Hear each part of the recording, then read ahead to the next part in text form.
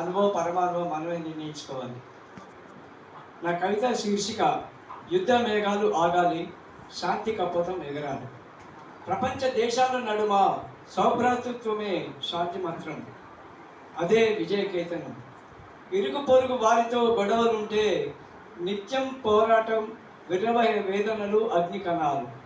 శాంతి లేనిచో బతుకు పోరాటంలో విశ్రాంతి కరువు, గుండెలో దరువు. Ukraine, Russia, America, Iran, Iraq దేశాల నడుమ యుద్ధాలు మారణ హోమానికి మానవులే సమిధలు. నాటి ప్రపంచ యుద్ధాల్లో మ్రోగెను రణ మృదంగం, ఆనవాళ్లు లేని లక్షలాదిగా విగత జీవులు. మరోమారు ప్రచండ యుద్ధ మేఘాలు రారాదు.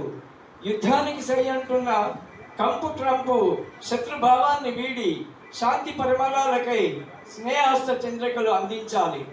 నింగిలోని తారలై విర్రవీగుతున్న ఉగ్రవాదపు క్రీనీడలు మానవాళిని తాకరాదు. మృత్యుఘోషల నరగుణ ధనులు మూగబోవాలి. యుద్ధ కారణాల ఇంధన ధరలు రాకెట్టులా దూసుకెళ్ళి సామాన్యుని నట్టి విరిచే పాత రోజులు తరంకొస్తుండే. గగన ఉపరితల జలాంతర్గ డ్రోన్ మిసైల్స్ల మృత్యువేళ నిశ్శబ్దం అవ్వాలి. ఆధిపత్య పౌరు అంతం అవ్వాలి.